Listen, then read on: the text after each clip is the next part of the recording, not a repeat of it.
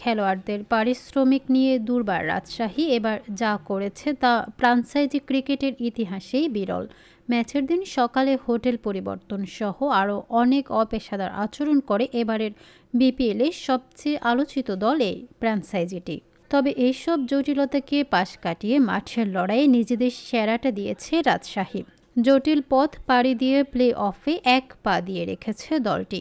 সোমবার ২৭ জানুয়ারি round robin লিগে নিজেদের শেষ ম্যাচে সিলেট স্ট্রাইকার্সকে ৫ উইকেটে হারিয়েছে রাজশাহী। এই জয়ে চিটাগং কিংসকে হারিয়ে পয়েন্ট টেবিলের তৃতীয় স্থানে উঠেছে রাজশাহী। অথচ কয়েকদিন আগেও রাজশাহীর প্লে অফ খেলা ছিল স্বপ্নের মতো ব্যাপার। প্লে অফের দৌড়ে রাজশাহীর বড় প্রতিপক্ষ এখন খুলনা টাইগার্স। ১০ ম্যাচে ৪টি জেতা দলটির পয়েন্ট এখন ৮। শেষ ২ ম্যাচের ২টিতে জিতলে এখনও রাজশাহীকে ছাড়িয়ে যেতে পারে তারা। তবে সেক্ষেত্রে রান রেটেও এগিয়ে থাকতে হবে তাদের। তাই সবকিছু মিলিয়ে খুলনার প্লে অফে ওঠা বেশ কঠিন। চিটাগং কিংসের প্লে অফ নিশ্চিত হয়নি এখনও, তবে তাদের ৩ ম্যাচ বাকি। তাতে দুটো জিতলে কোনো সমীকরণ ছাড়া প্লে অফ নিশ্চিত।